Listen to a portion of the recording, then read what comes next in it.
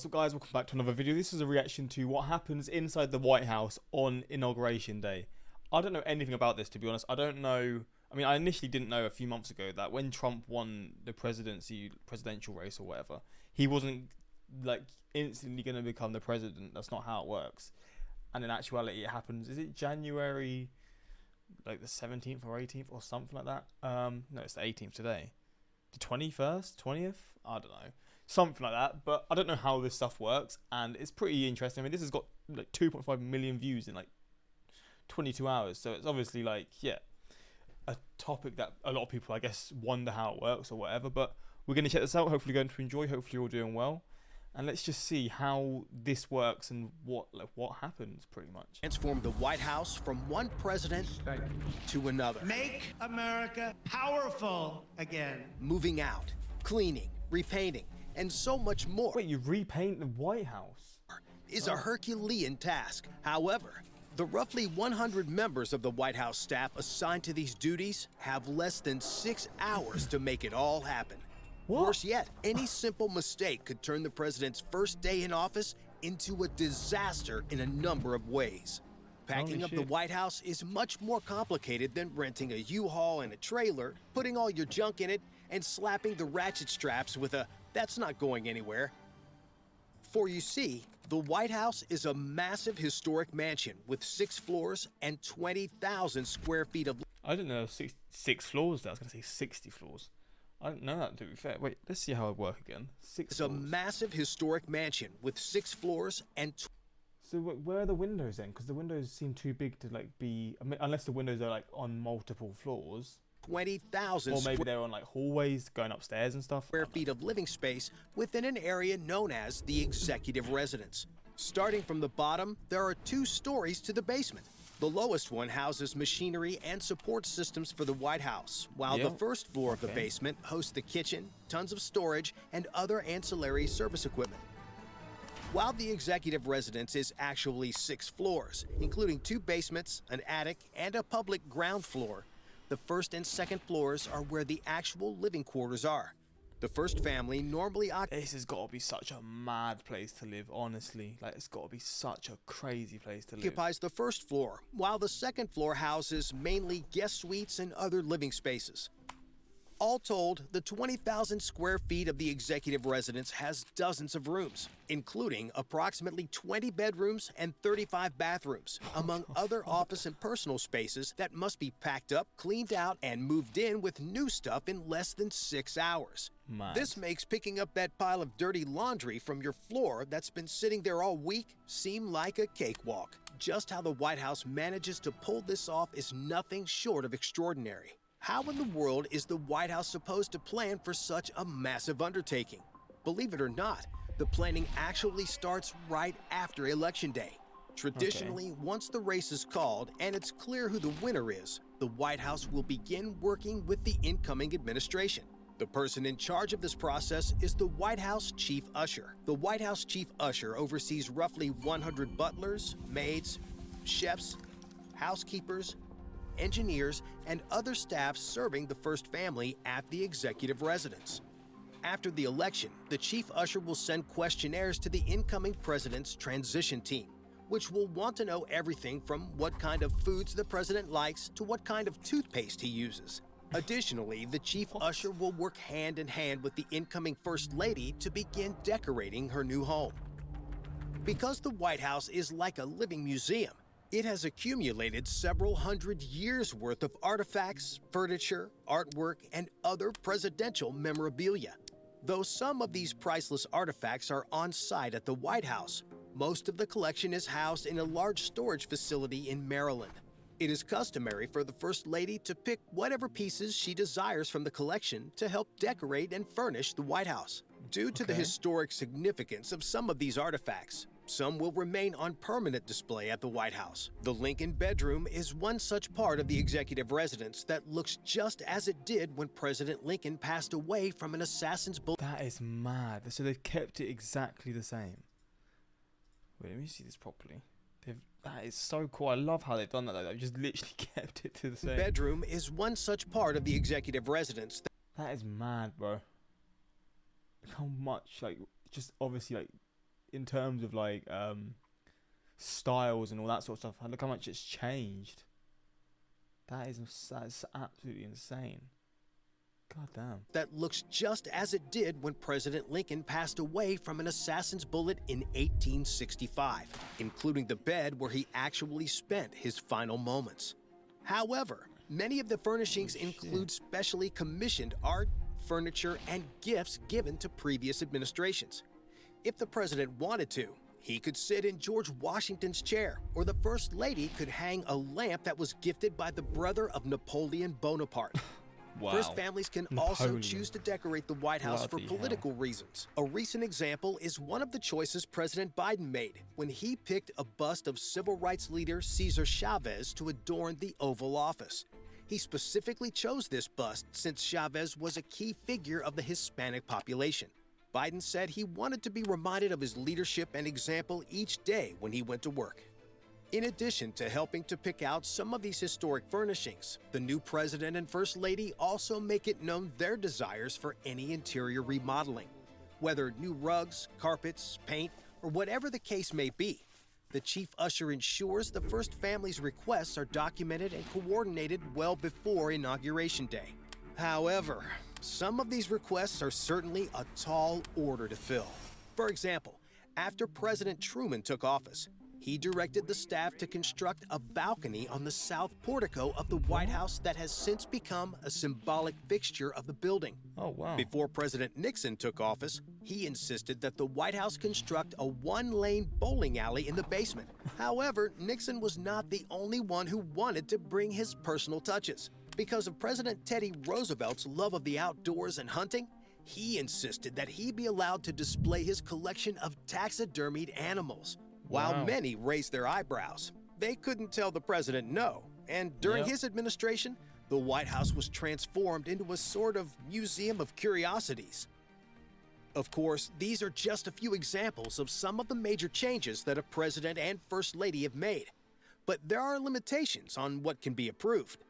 When Hillary Clinton wanted to decorate the White House with more contemporary modern art, she faced a massive backlash from the White House Historical Association, and she backed down. When President Reagan requested an outdoor pool be built on the South Lawn, the Secret Service turned him down because of the security implications. Just having a pool, because isn't there like literally like fences around that the public can see? That's so interesting though. If anything, just build them like a little, what do I want to call it? Fence, not fence, like a wall around it. Although that would probably be a bit of an eyesore, to be honest. But for those lavish, crazy, or extraordinary requests that are approved, there is a catch. No changes can be made until the sitting president actually leaves the White House that morning for Inauguration Day, around 10 to 11 a.m. This means that despite the several months of preparation and planning, the team only has about 5 to 6 hours to pull everything off once the exiting first family leaves for the swearing in of the new president. On Inauguration Day. So the balcony was built in 6 hours. The White House staff rise as early as 4 in the morning to get a head start on any of the massive remodeling projects mentioned previously that are going to take more than just a few hours to complete. The White House usher will also ensure people are assigned to other projects that may take longer to accomplish, like repainting rooms or changing out flooring. However, most of the staff will rise at their normal time so they can prepare for a White House tradition on a president's last day in office. As part of this tradition, all of the White House staff gather with the president and first lady to formally say goodbye. As the president and first lady make their rounds, they often exchange words of encouragement or short stories of their fond memories with the staff as they have become a part of their larger family. At the end of the ceremony, the chief usher will present a gift to the president handcrafted in the White House's woodwork shop. The gift consists of 2 American flags. There's a woodwork shop in the White House. Okay, mad. In handmade cases. These flags were flown on his first full day and last full day in office. At the conclusion of this ceremony, the first family then leaves for the inauguration. And as they do, an army of staff begins packing up everything inside. Because of security concerns, outside movers aren't allowed inside the White House. This is a real problem, considering that massive pieces of furniture weighing hundreds of pounds, large mattresses, and ornate decorations, along with all the family's personal belongings, need to be packed up and moved. Any wrong move during this part could damage priceless artifacts that are literally irreplaceable. But to get around the security concerns so these items don't go missing, the entire staff comprises the army of movers needed to pack up, haul down, and load the trucks on the south lawn of the White House. These trucks, with one being empty and one being full of the new First Family's belongings, are among the few outside vendors allowed during this process. Okay. Although there are some very interesting knickknacks and artifacts families can use to decorate the home, these must all be turned back over to special antique movers since they are property of the U.S. government. However, the staff cannot willy-nilly throw these things into boxes. So while other people are moving giant mattresses and furniture, there are staff members huddled in the corner feverishly packaging an 18th century lamp to make sure it doesn't break. Additionally, any gifts a president receives also have to be turned over to the National Archives. So if Trump's son gets gifted a PS5 while in office, that gaming system will become a historical artifact Wait, so they can't keep it? unless President Trump elects to pay the government the item. Oh, so it's not actually owned by... Okay, that's really interesting. Fair market value. But getting back to the stuff in the executive residence, as the staff is boxing up personal items and moving furniture, a dedicated cleaning crew comes in to make the place spotless. And if there's any damage, like Donald Trump spilling one of his daily 12 Diet Cokes on the carpet, the team will simply rip out the carpet and put in a fresh one. Because of all the different teams coming and going, from people packing old things, unpacking new things, cleaning and redecorating, the actions of the staff are quite literally planned out to the minute.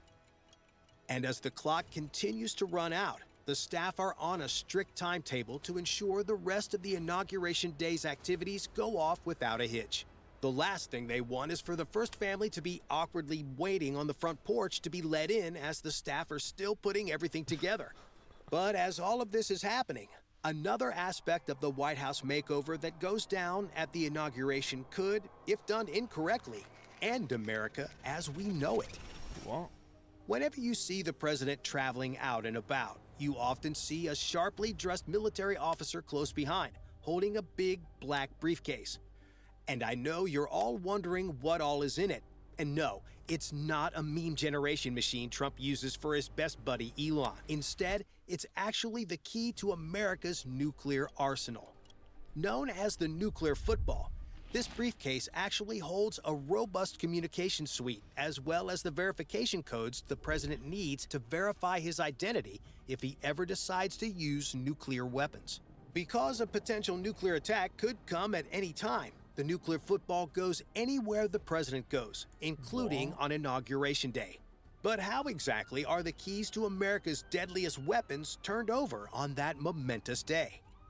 As soon as the clock strikes noon, the military officer currently holding the football will merely place it in the hands of the new officer appointed to carry it by the new president. Although the two officers will hide this act discreetly behind one of the pillars behind the president as he is speaking, this symbolic gesture plays a critical role that, if done at the wrong time, could leave America unable to defend itself from a nuclear attack on this day. However, for the White House, handing over the nuclear football is arguably the least difficult task of the day. Right. Back at the executive residence, the staff is still hurriedly working to make sure all the renovations are complete and the new First Family's things are moved in before the 5 o'clock deadline after the inauguration parade. Once all the heavy lifting, including moving furniture and priceless artwork, cleaning, and any renovations or repairs are done, the task now comes down to turning the White House into a home for the new First Family. Remember that questionnaire the White House chief usher sends the new family? This is now when this comes into play. Throughout the White House, the staff is busy personalizing everything. For example, Obama wanted a new shower head installed in his bathroom and a swing set for his kids to play on. The staff ensures every desire is met, regardless of what the president and his family ask for, whether it be their favorite shampoo, towels, bed sheets, foods, or whatever else they want. As the staff continue to finish their preparations, the new president and his family return to the White House to begin the inaugural dinner, followed by the inaugural ball. However, even at this late stage, mistakes can happen. One famous incident was when President Bill Clinton first took office. On that day, during the chaos of the move, someone accidentally misplaced Hillary Clinton's ball gown in their daughter Chelsea's room. Well, after 15 minutes of panic, the staff found the dress and ensured that Hillary would not need to go out in her birthday suit for the ball. God damn. Thankfully, mistakes like this are few and far between thanks to the staff's dedication, speed, and desire to serve the president regardless of political party. That is why whenever a new president enters the White House for the first time after his inauguration, when Chief Usher says, "Welcome home, Mr. President," they truly mean it. Bye for now. Well, damn, they'd have to do a whole load of work. I guess it's just one of those things now that's just, it's such a, like, they're so used to doing it. It's just like a sort of a machine. It just does the job, you know. I would get every nook and cranny checked for listening devices.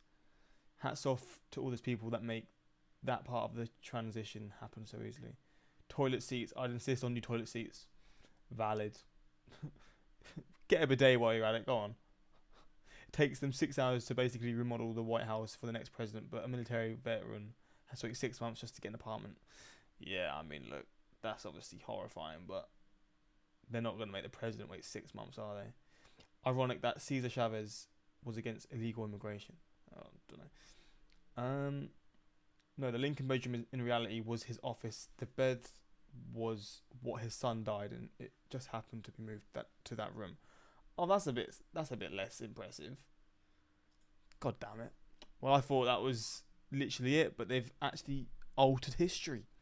God damn it. But anyway, hopefully you guys enjoyed this reaction, and yeah, until next time, like, subscribe, and peace.